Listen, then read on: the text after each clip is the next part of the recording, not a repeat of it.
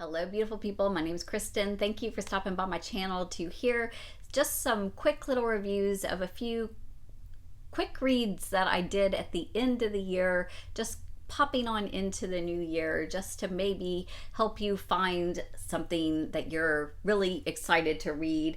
There were three kind of old school classics that I read that I don't know that they're talked about a whole lot, but they were interesting and they were worthy. So Steinbeck, I've been working my way through Steinbeck. I'm just really enthralled with his writing. It just wrecks me. It just draws me in, and then it really, I don't want to say it's negative or morbid, but it focuses on the hard parts of this life. And just acknowledges it and sits with it and says, this is the way it is, but it's not in a dark, hopeless kind of way. It's in a kind of resolved, hopeful kind of way, in my mind. So this, To a God Unknown, is a short little story about a family where the son goes off to seek his own fortune, getting land. The father passes, and he believes that the spirit of his father actually is inhabited into a tree on his property, and that the health and growth and life of this tree is connecting him to his family. And then there's a bunch of family drama, there's a bunch of local drama, and particularly people start to get the sense that he's almost worshiping this tree, and that it's kind of, anti-religious or paganistic in its way, and so that causes some tensions and some issues. And so it has this kind of wrestling with spirituality in it, and family, and this sense of being tied to the land. So it really, even though it's small, it really has a lot of kind of philosophical points to it, and I really enjoyed it, even though it's not lighthearted or easy in that sense, but very interesting. I also read Books versus Cigarettes by George Orwell. This is actually a nonfiction book. It's a series of essays, so it's short, but it still has, I think, 5 or 6 essays in it that he wrote just on commentary. And you start to get glimpses into, particularly, I think, 1984 and some of his other writings, just in his viewpoints, right? And the book, the one that the book is titled for, there was a group that's out kind of partying. He's out smoking and drinking with some friends, and they basically say, he's talking about reading this great book that he read, and they're like, oh, we can't afford to get books are so expensive. And so he starts literally calculating the realities of how much does books and magazines and newspapers and the periodicals cost him versus the time to read it. Not even, he says he's not even putting on the table the value of what you learn from reading. But if you just look at what cigarettes cost and what you spend on them, and the time and benefit that you get from them versus books, and just how books pretty much blow it away. He doesn't really draw those conclusions. It's pretty obvious. So I appreciated that. I thought it was really cute that he spent that time to write all that out and advocate it for. And then he also spends time in a couple of his essays just really talking about his beliefs on the value of history, of who tells it, how that transpires.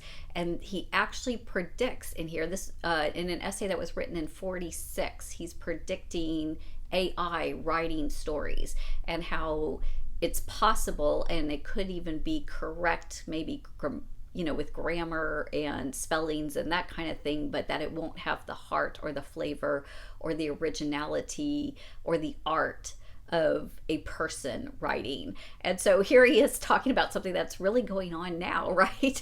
And so I just found that to be really, really amazing. So yeah, just a lot of interesting little thoughts in that little book.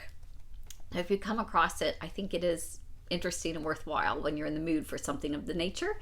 And then I picked up this A Day No Pigs Would Die. This actually came from a middle school library at a library sale, and I thought it looked like a really interesting old school cover, and thought, as somebody who works with middle schoolers, it would be good to read this and see what maybe some people are reading. It's a story of a farm back in pioneering kind of days, and this particular farm harvests, slaughters pigs. And so this son receives a pig and gets to raise it, and he wants to raise it as a breeding pig and take it to the fairs and, raise it up to kind of help with the breeding of this society. And then it's the coming of age of him within the society, within, being the oldest son in the family, that kind of thing. And I don't want to spoiler it. Again, pretty short, but it was sweet. It reminded me very much of those stories of, where the red fern grows kind of thing, and a little bit of Charlotte's Web. Not that the animals are talking, because they're not. This is much more realistic in that sense. And it's also not it's not the sweet aspect of Charlotte's Web where the animals are saved. It's like the pigs are definitely dying. Okay, they're on a pig slaughter farm. So, but how do you deal with that reality, and how does difficult things in life have to be dealt with, particularly as he's coming into being a man of his own? So, really sweet there. Now, I did, y'all, finish Wild by Cheryl Strayed. I hadn't DNF'd this, but I had tabled it for a while. But I happened to be, out where I needed to get some car work done, and this was the book that I had with me. So I was like, well, I'll finish it.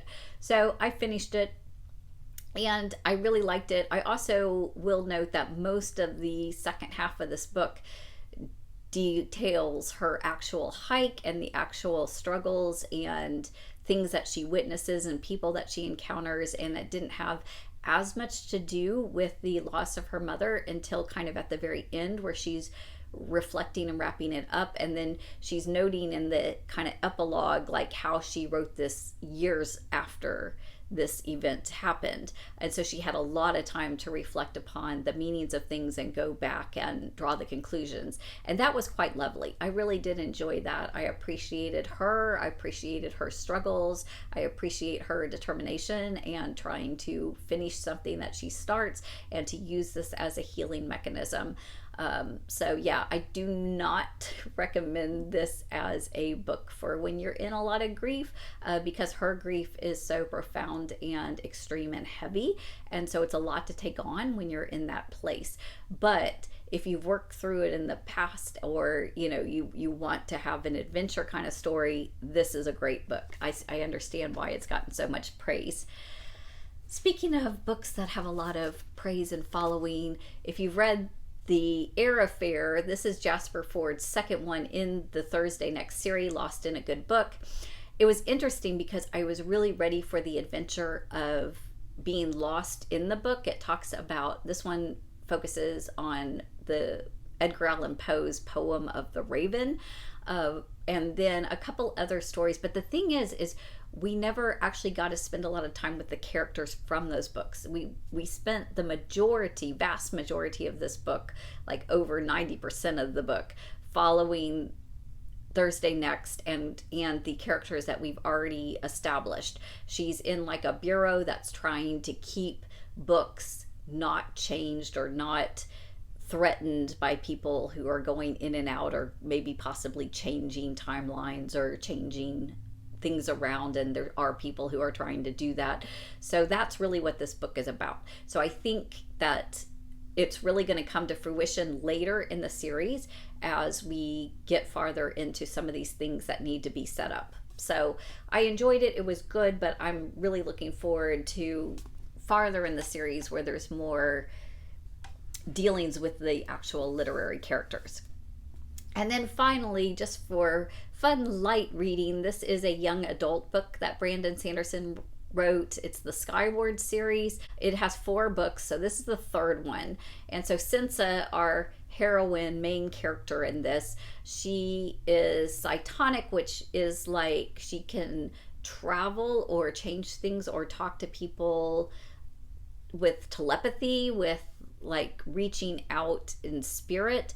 And so this is kind of a sidebar, standalone almost story, where you had the first two books going along with her on her adventure of her planet, and then this one she's kind of gone on this adventure side quest to try to find some answers and try to discover some other things that are happening somewhere else in the universe. And so it's really, really a good story in what's going on, and it adds other layers and things that she does discover that she can then take back and use and appreciate what she's doing. So it was exactly what I wanted it to be at the time, and I really look forward to reading the fourth book in that series. So there you have it. If you're going to start with that one, if that sounds like something interesting, young adult teenagers, kind of Star Wars-esque kind of feel, start with Skyward. Skyward is the first one, and it's really good. So there you have it. Those are the short books that I have read to kind of finish out 2024. I will be posting this sometime, of course, in 2025. So happy New Year. Hope that your reading has gotten off to a great start. You can leave me a comment if you've read any of these or want to read any of these or what you are reading. I hope that you are blessed and doing well and have happy reading, y'all. Take care.